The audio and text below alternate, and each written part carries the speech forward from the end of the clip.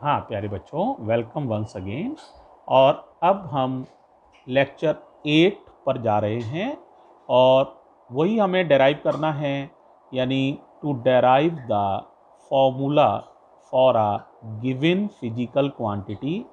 ये डायमेंशन पढ़ने के एप्लीकेशंस हैं और ये सेकंड एप्लीकेशन है जिस पे हम लोग वर्क कर रहे हैं। वेरी इंपॉर्टेंट एप्लीकेशन है, बहुत ध्यान से समझना है आपको। ठीक है, एक सवाल मैं और ले रहा हूं, तो देखो जरा। मान लो बच्चों, मैं कहता हूं फोर्स जो है वो 3 चीज़ों पे डिपेंड कर रहा है। एक तो मास पर, एक वेलोसिटी पर और एक रेडियस ऑफ द पाथ पर। फिर सुनो, फोर्स या सेंटीपिटल फोर्स इसका यहाँ नाम होता है, एग्जैक्टली नाम सेंटीपिटल फोर्स, लेकिन आप इसे फोर्स भी कह सकते हो क्योंकि 11th में भी आपने शुरुआत की है, तो आप खाली फोर्स कहो। Force is directly proportional to mass of the object, velocity of the object and radius of the path. और मुझे इस फोर्स का फॉर्मूला डेराइव करना है। ठीक है, अब बताओ सबसे पहले मैं क्या करूँगा। इसकी पावर क्या लगा देंगे, ए, इसकी पावर बी, इसकी पावर सी। कर लोगे? सेकंड स्टेप बताओ, प्रोपोर्शनैलिटी का निशान हटा दोगे, इक्वल टू का निशान लगाओगे और के आएगा। जब भी प्रोपोर्शनैलिटी का निशान हटाते हैं तो इक्वल टू के निशान के साथ एक कांस्टेंट आता है के। कांस्टेंट को मैंने के माना है, तो बताओ क्या हो जाएगा। एफ इक्वल्स टू के एम वी आर, और पावर हैं ए बी और सी। Equation first. अब क्या करते हैं बताओ। Right the dimensions on both sides, दोनों तरफ डायमेंशंस लिखो। अब बताओ, फोर्स का डायमेंशनल फॉर्मूला याद है तो बताओ। याद तो है तुम्हें, बताओ। M L T minus two, के तो ऐसा ही लिखा रहेगा बेटा। अब बताओ मास का डायमेंशनल फॉर्मूला, कैपिटल एम, ये मास का हो गया। अब बताओ वेलोसिटी का डायमेंशनल फॉर्मूला, बोलो। L T minus one. अब बोलो रेडियस का, रेडियस एक लंबाई है तो इसका डायमेंशनल फॉर्मूला एल, और एल की पावर सी। बताओ सारे डायमेंशनल फॉर्मूले लिख लोगे। अब क्या करते हैं, पावर्स को कलेक्ट करो। एम की कुल पावर एक जगह इकट्ठी करो, एल की भी कुल पावर और टी की भी। तो देखो एल एच एस में तो कुछ नहीं करना पड़ता है जनरली, बस ऐसे ही लिख देना होता है। कलेक्शन ऑफ पावर्स जनरली करना पड़ता है राइट हैंड साइड में। तो मास की पावर देखना है, फिर लेंथ की देखना है, फिर टी की देखना है। अब बताओ जरा, एम कितनी बार आया है, देखो एक ही बार आया है, तो पावर कितनी है, ए, तो कोई खास बात नहीं है, ए का ए लिख दो। एल कितनी बार आया है, देखो एक बार यहाँ आया है, पावर बी है, एक बार यहाँ आया है, पावर सी है, मल्टीप्लाई है तो पावर फिर से ऐड हो जाएंगी, तो टोटल पावर हो जाएगी बी प्लस सी। अब टी में देखो, पावर पर पावर है, आया तो एक ही बार है और पावर पर पावर है, तो पावर्स का मल्टीप्लाई हो जाएगा, तो हो जाएगा टी की पावर माइनस बी। अब क्या करोगे बताओ। Comparing the powers of M L and T on both sides, तो वही काम फिर करना है। Comparing the powers of M L and T on both sides. Compare करो। सबसे पहले LHS में देखो पावर कितनी है एम की, तो एम की पावर कुछ नहीं लिखा तो क्या मानोगे, 1, ये 1 है। और ये पावर कितनी है, ए, कंपेयर करो तो ए इक्वल्स टू 1। आगे कंपेयर करो, कॉमा लगा दिया मैंने, और करो। एल की पावर फिर कुछ नहीं लिखा है तो 1, और यहाँ क्या है, बी प्लस सी। अब बताओ क्या लिखोगे, B plus C equal to 1। आगे बताना आप। टी की पावर यहाँ कितनी है देखो, -2, यहाँ देखो -b, तो क्या लिखोगे -b इक्वल टू -2। समझ में आना चाहिए। तो देखो बेटा a की वैल्यू तो डायरेक्ट ही मिल गई, तुम्हें कुछ करने की ज़रूरत ही नहीं है, you are very lucky. Minus से माइनस कैंसिल होते ही b की वैल्यू भी दिख गई, b की वैल्यू हो गई 2, कोई दिक्कत नहीं। अब रह क्या गया बताओ, a निकल आया है, हाँ जी निकल आया है, b निकल आया है, हाँ जी निकल आया है, c रह गया, तो b की वैल्यू यहाँ रख दो, तो 2 प्लस c इक्वल्स टू 1, 2 को उधर ले जाओ तो c हो जाएगा 1 माइनस 2, कितना हो गया भाई, ऑफ कोर्स -1। देखो निकल आए, तीनों निकल आए तो समझ लो बस सवाल खत्म होने के करीब है। अब क्या करोगे, putting the values of a, b and c in equation 1, so ये आंसर आ जाएगा। तो लिख दो भाई, putting the values of a, b and c in equation 1 we have, क्या मिलेगा बताओ जरा भाई।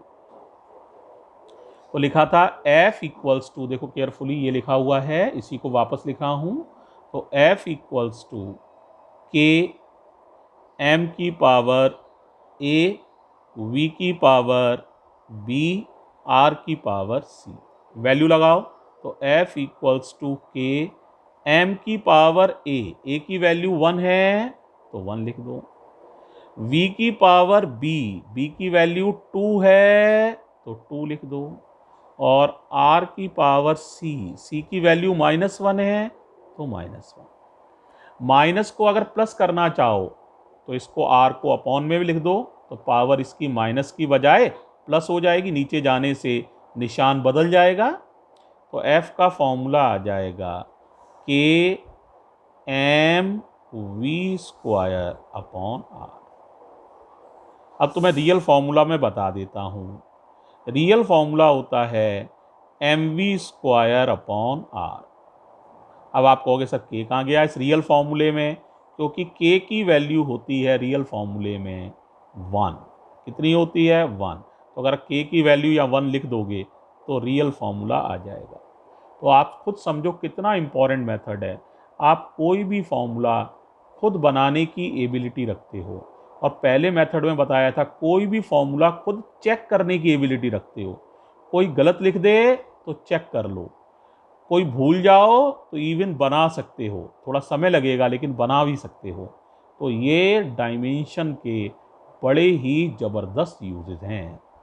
अब एक फॉर्मूला में और आपको बना के दिखा रहा हूँ, इसको और देखो, ठीक है, सो ही तुम्हारी काफ़ी प्रैक्टिस हो जाएगी, ठीक है।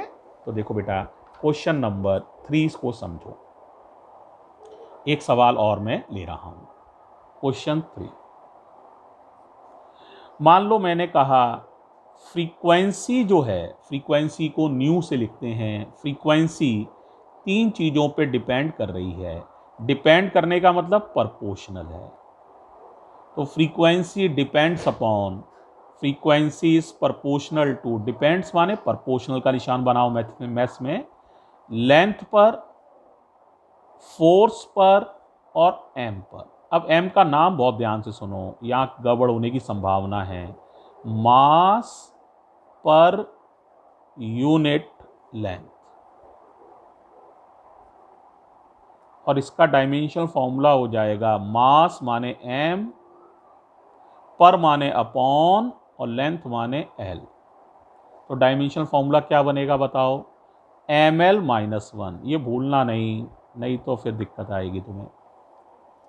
तो m का नाम बहुत केयरफुली याद रखना, m का नाम यहाँ मास नहीं है, नाम है मास पर यूनिट लेंथ। सवाल जब होगा तो उसमें डिफाइन किया हुआ होगा, तो कोई कंफ्यूजन नहीं करना, ठीक है। इसका डायमेंशनल फॉर्मूला ml-1 है, ठीक है। अब वापस आ जा रहे हैं, सवाल दिख रहा है सारा, ठीक। तो इसकी पावर क्या लगा लेते हैं, a, इसकी पावर b, इसकी पावर c। अब हमें बेटा फ्रीक्वेंसी के लिए फॉर्मूला जनरेट करके दिखाना है।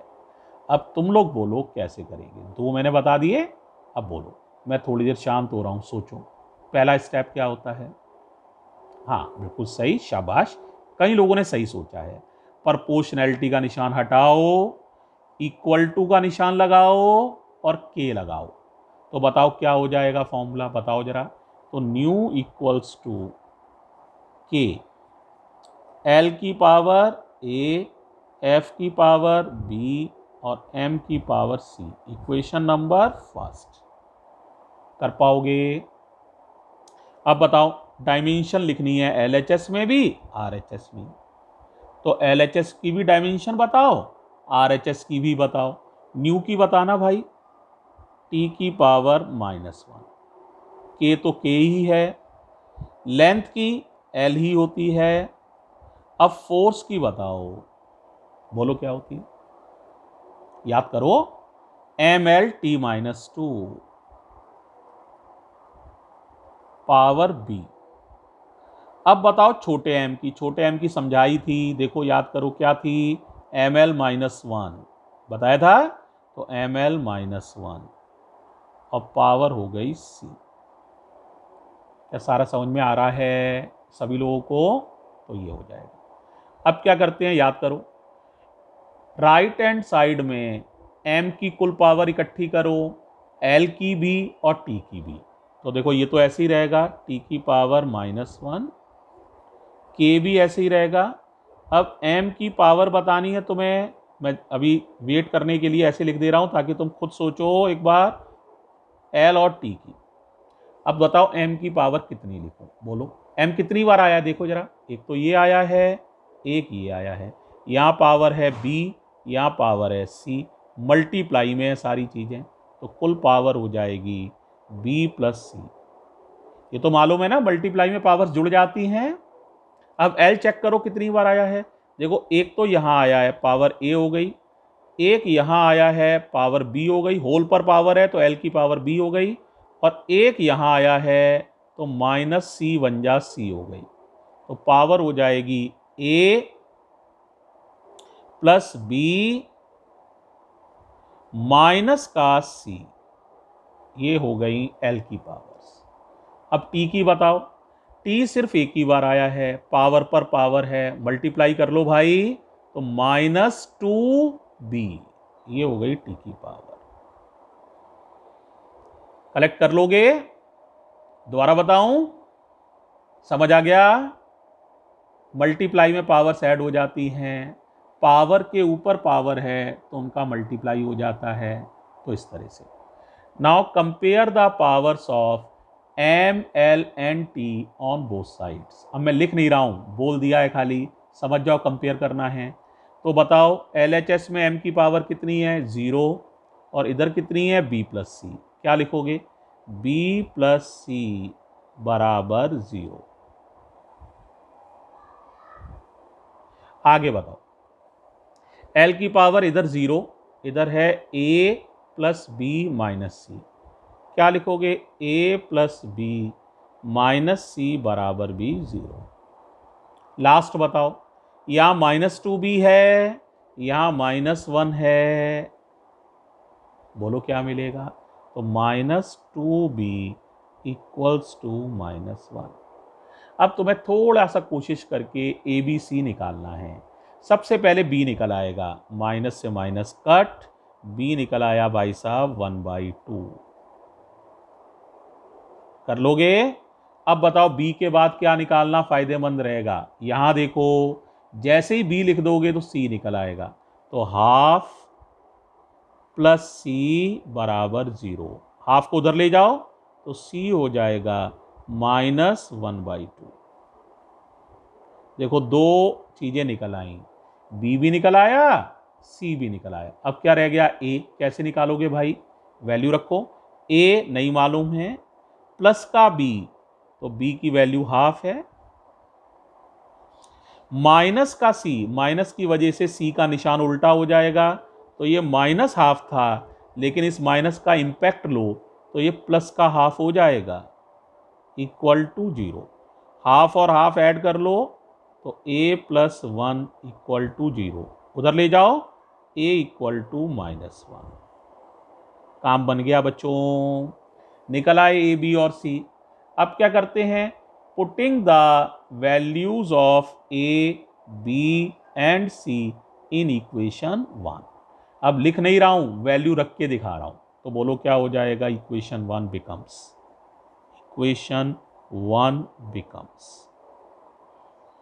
बोलो nu equals to K L F M power A B C.